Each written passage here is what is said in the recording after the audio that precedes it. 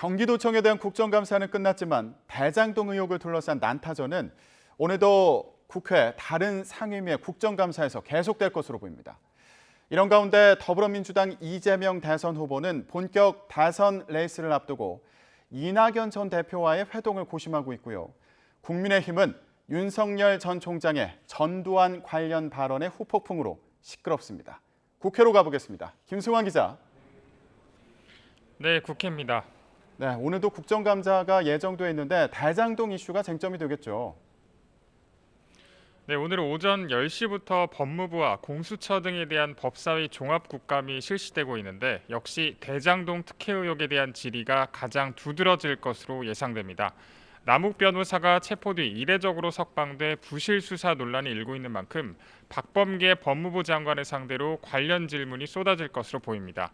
또 국토위 종합국감에서 야당은 이재명 후보가 성남시장 시절 성남의 백현동 부지를 변경해 개입했다는 의혹과 관련해 제2의 대장동 이슈로 추가 공세를 벌일 계획입니다.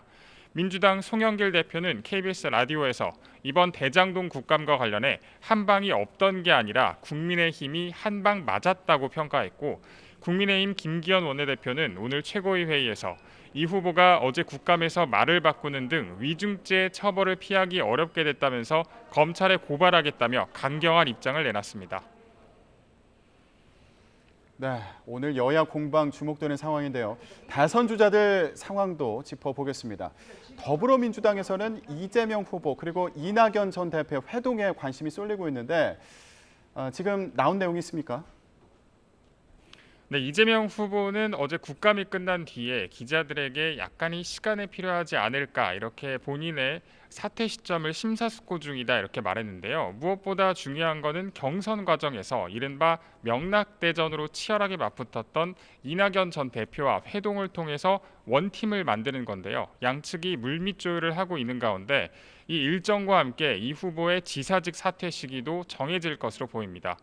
이 전 대표 측은 정권 재창출을 위해서 기여하겠다는 의지는 확고하지만 이 후보를 만나는 게 최우선은 아니라는 입장이라서 만남 시기가 지연되고 있습니다. 다만 이재명 캠프 측에서 조만간 회동이 성사될 가능성에 대한 기대도 있는 만큼 원팀 퍼즐을 완성한 뒤 본격적인 대선 행보에 나설 전망입니다.